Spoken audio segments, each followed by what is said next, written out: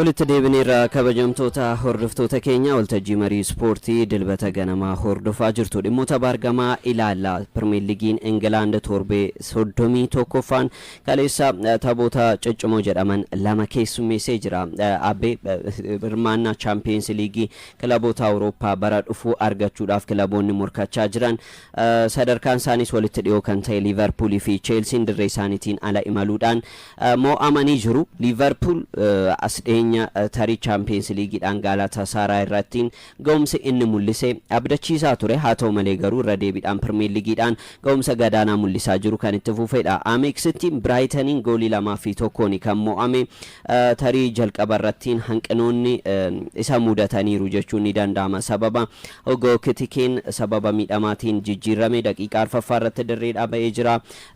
Kana jechuun Mohamed Salaan sababa miidhamaatiin dirreen seenne taphattoota sarara fuulduraa irrattiin taphatan hanqinni guddaan isa mudatee jira. Alexander Isak indeebine inni kun akka sababaatti kaasanii jiru. Taphaan booda leenjisaan kilabichaa Arne Slot haa ta'u malee garuu Brighton yeroo gaarii taphatti dabarsee fi Dani Nita Mensa Welbeck goolii isaa 12 ga'atee jira. Kana jechuun seenaa Premier League keessatti goolii 12 galchee beeku taphataan kun 2008 irraa eegaluudhaan Manchester United taphachaa turuun isaanii yaadatama. Arsenal kana booda Watford fis taphatee jira. Amma Brighton keessatti umurii 35 taphataa yeroo gaarii dabarsaa jiru ta'ee jira. Liverpool garuu bifa kanaan itti fufnaan goolii 10-0dhaan iyyuu PSG dhaan mo'amuu danda'a jedhama.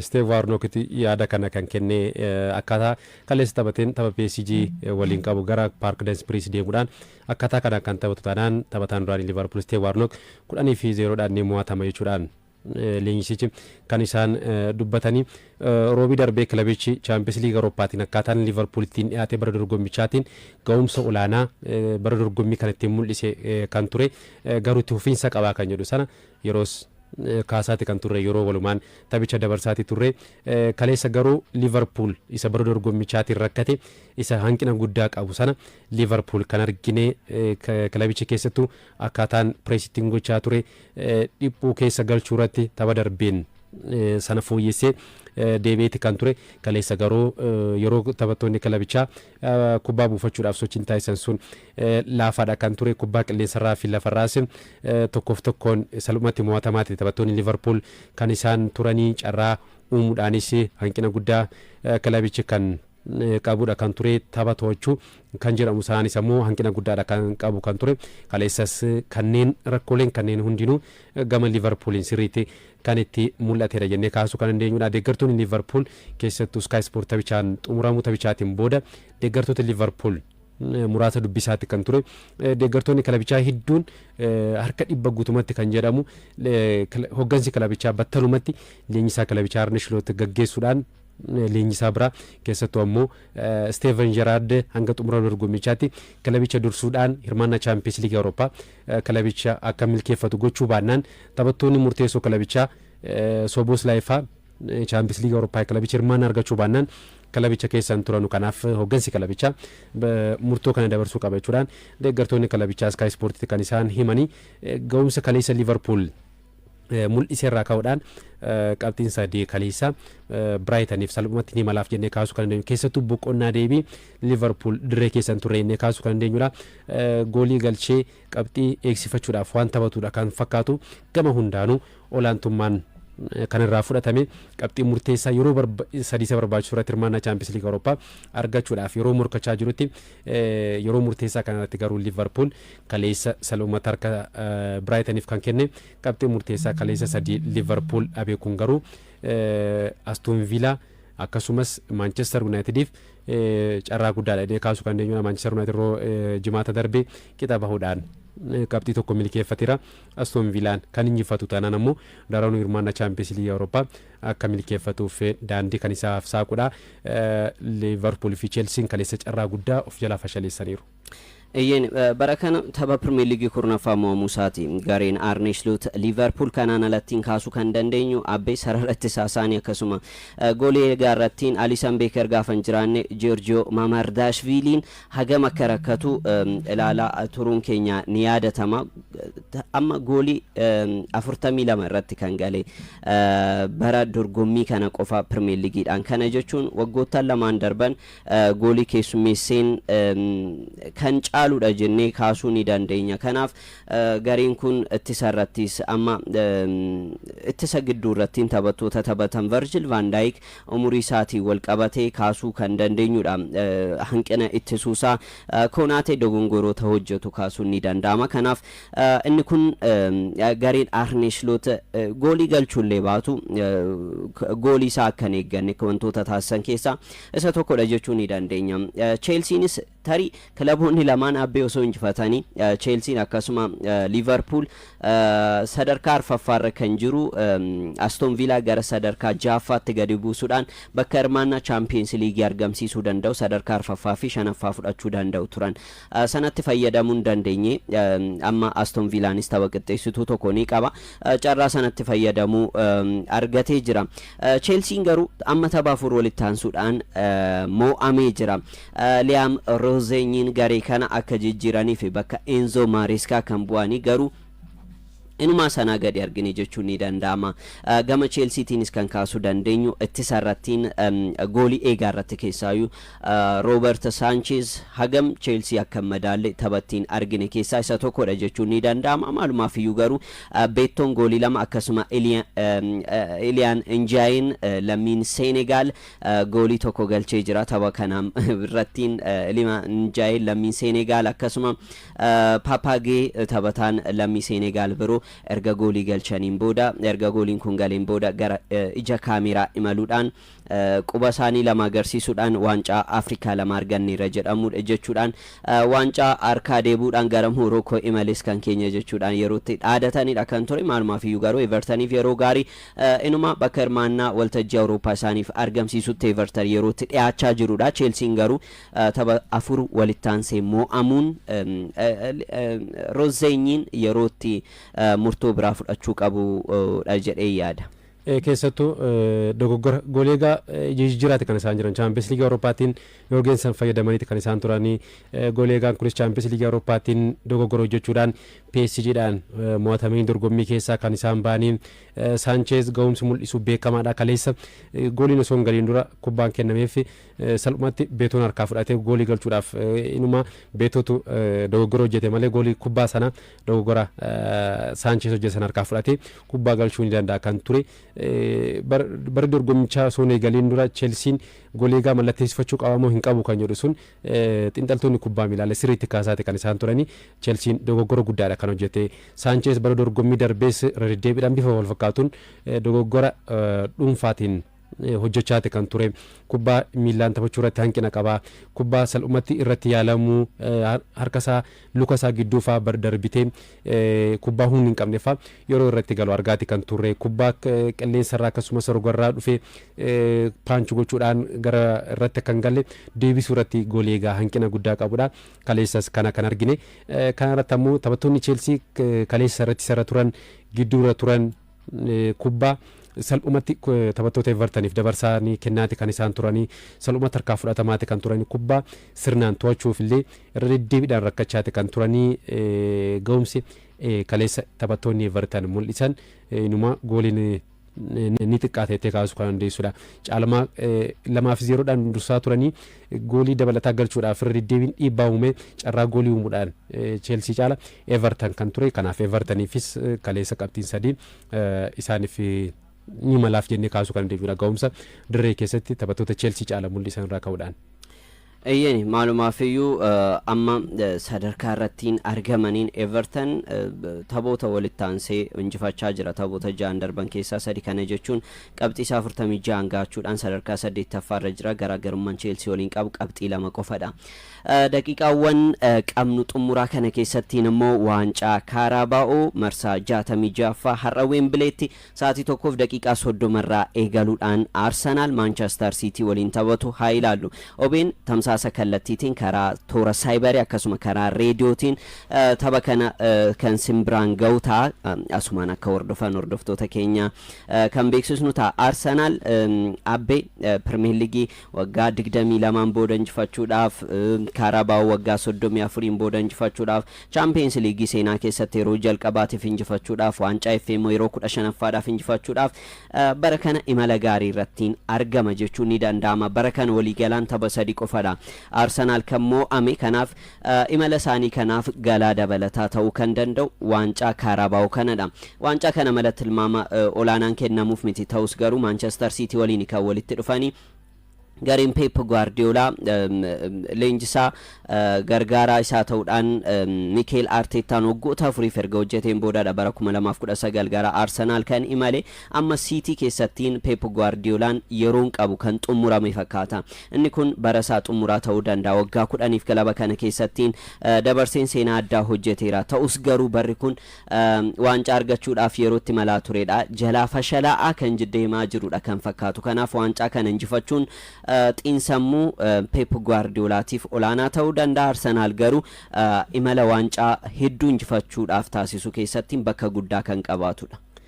dhugaadha wanti naalamni tokko waancaan Carabao England kun waancaawwan biroo FA Premier League England wal bira qabnee walaalle tilmaama gadaanaa waancaa kennamuufidha. garuu immoo waancaan har'aa kun kilaboota lachuufu murteessaadha hiikaa guddaadha kilaboota lachuuf kan qabu. Siitiin akkuma sila kaasee bara dorgommichaatiin waancadhaan xumuruudhaaf carraan qabu kana Carabao FA England keessas ni jira garuu har'a shaampiyoonii ta'uudhaaf sirriitti kan itti morkatudha. Arsenaaliif garuu waancaa gurguddoo injifachuudhaaf kun ka'umsa guddaa kan ta'uuf jennee kaasuu kan dandeenyudha.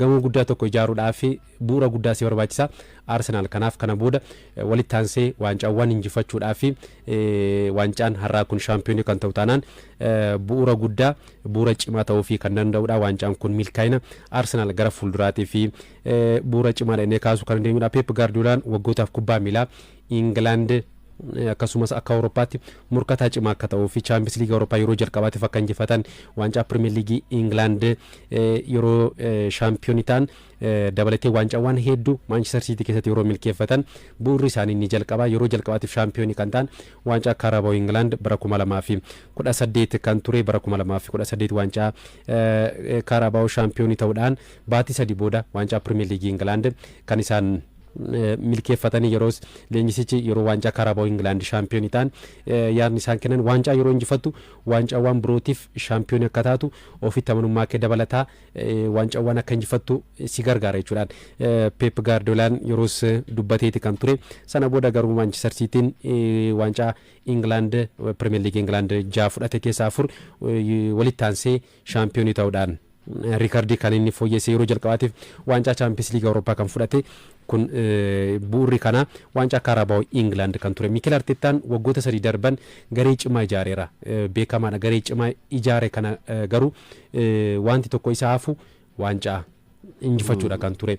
waancawwan itti dhiyaatee xumura irratti sodaa waancaa qabu sodaa Manchester City irraa kan ka'e salphumatti xumura irratti dabarsee Manchester Cityidhaaf kenneeti kan ture. waancaa injifachuun waancawwan biroo akka injifattuuf si gargaara jechuudhaan Mikel Artetaan tapharraatiin dura yaada kan kenne. kana duras Pep Guardiolaan akkuma sila kaasee yaada kana kenneeti kan ture. waancaa kana Arsenaal kan injifatu taanaan kana booda waancaa Premier League England Champions League jiru kanaaf ofitti amanummaa taphattootaa sirriitti kan dabaludha. sodaa waancaa taphattootaa kan hambisu Manchester City sodaachuurraa gara kubbaa miilaa England kana olaantummaatti to'achuu irratti Arsenaal kan fidu waan ta'eef waancaan kun Arsenaaliif murteessaadha jennee sirriitti kaasuu kan dandeenyudha. Abbe Jonathan Wilson The Guardianiif barreessuudhaan kan beekamu tapha kanaan dura xiinxala baaseen tarii Arsenaal har'a Manchester City kan injifatu yoo ta'e Mikel Artetaan Pep Guardiola irraa xombora olaantummaa liigicha keessa jiru yerootti to'atudha yaada jedhullee kennee ture. anis kanuma amana sababiinsa Pep Guardiola amma gareen ce'umsarratti kan jiru garee haaraa ijaaraatti kan jiru kanaaf hanqinoota guddaadha kan garichi qabu filannoo taphattootaatti wal qabatee illee amma eenyu hiriirsisaa kan jedhu sun afur lamaan yeroo dhiyaatu argaate kan turre naaroo siistam kan jennu 4-2-2 taphattoota qarqara lamaan malee wiingar kan taphattoota jedhaman Dookuu faa Saaviinoo faa malee taphachaati kan jiru garee sirrii isaaf ta'u baalaansi ta'e sana argachuu hin dandeenye. Ittisni isaas baay'ee laafa. Garee isaaf ta'u sana arganne Arsenal garuu eenyu filannoo jalqabaatiin akka seenu beekamaadha. Tariyaarra wanti akka mormisiisaa ta'uu danda'u golee gaaratti David Raya seenuu qabamoo Kepa Arrizabalaga isatu Mikel Artetaan hin dubbadhu jedheera garuu za Atletic amma gabaasa qabatee baheen Mikel Artetaan Kepa Arrizabalaga fayyadamuu akka danda'u kan kaase goleega kanatu waancaa kanaaf xumuraaf akka gaan kan taasise gama Manchester Citytiinis Donnarumma caala James Traffordin fayyadama. Pep Guardiola kana murteessara Traffordin fayyadama jechuudhaan kan dubbate yaada Jonathan Wilson kenne bara 2011 Manchester City bara 2008 yeroo abbootii qabeenya haaraatiin durfamu waggootaaf Manchester United waliin shaampiyoonummaadhaaf morkachuudhaaf rakkateeti kan ture sodaa gadaantummaan Manchester United itti dhagaamaati kan ture garuu bara 2011 waancaa FA England nusa xumuraatiin gooliip Yaayaa Ture galcheen Manchester United injifatanii Stoke City injifatanii xumuratti yeroo shaampiyoonii ta'an wanti hundu akka jijjiirame Yaayaa Tureen yeroos kaaseeti kan ture akka dandeenyu akka Manchester United caala miira sodaa nu jala akka bade waancawwan injifachuu akka dandeenyu sun kan itti mul'atedha jechuudhaan ka'umsa Manchester City ammarra jiruuf waancaan FA England bara 2011 arganne sun ka'umsa bu'uura jechuudhaan kan dubbate kanaaf Arsenaliif kana booda wanti sun sirriitti ka'uufii kan danda'udha. Akkamitti taphattoonni leenjistoonni kunneen malamaltee akkamii fayyadamuu eenyutu malamaltee leenjisaa tokko balleessuudhaaf gara dirree seenaa Mikel Artetaan tarii sodaatee seenamoo dhiibbaa uumee Manchester City humna qabu sana fayyadamee gara dirree seenaa kan jedhu sun akka gaafitti ka'uu kan danda'udha. Osoo jennu Premier League England bara dorgommii kanaatiin taphattoota garee bal'aa qaban keessa Arsenalis tokko. Taphattoonni kilabicha keessa jiran jijjiiramanii seenuudhaan qabxii bu'aa argamsiisuudhaan Manchester City caala Arsenal bu'aa qabeessa fakkeenya Premier League England bara dorgommii kanaatiin taphattoonni Arsenal jijjiiramanii seenuudhaan goolii galchuudhaan akkasumas mijeessuudhaan sadarkaa jalqabaa irratti kan isaan argaman goolii 11 galchaniiru kubbaa goolii galee 10 kan mijeessan walii galaan goolii 21 irratti taphattoonni Arsenal jijjiiramanii seenuudhaan goolii 21 irratti hirmaataniiru.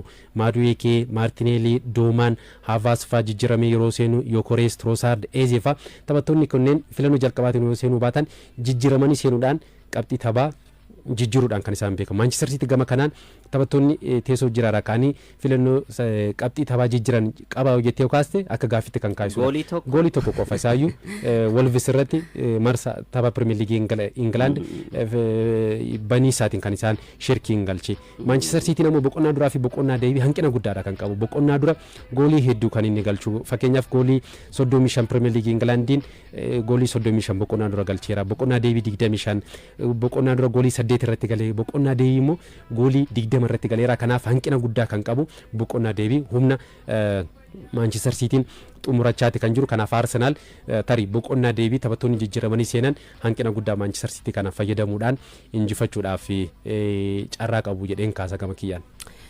Kan ilaalamu taasaatii tokkoo fi daqiiqaa 30 irraa eegaluudhaan Mikel Artetaan bara 2020 waancaa FA erga argateen booda waancaa isaa jalqaba Arsenaaliif argamsiisuuf imalaa jira. Garee sana keessa yeroo sana walakkaa xumuraa irratti Manchester City injifachuudhaan darbuun isaanii ni yaadatama. Yeroo sana taphattoota turan keessaa Bukayo Saka fi Reece Nelson qofadha Arsenal keessa kan jiran. Reece Nelson iyyuu amma kilaba kana keessa hin jiru ergisaa irrattidha kan argamu. Bukayo Sakaanis tapha sana irratti hin taphanne.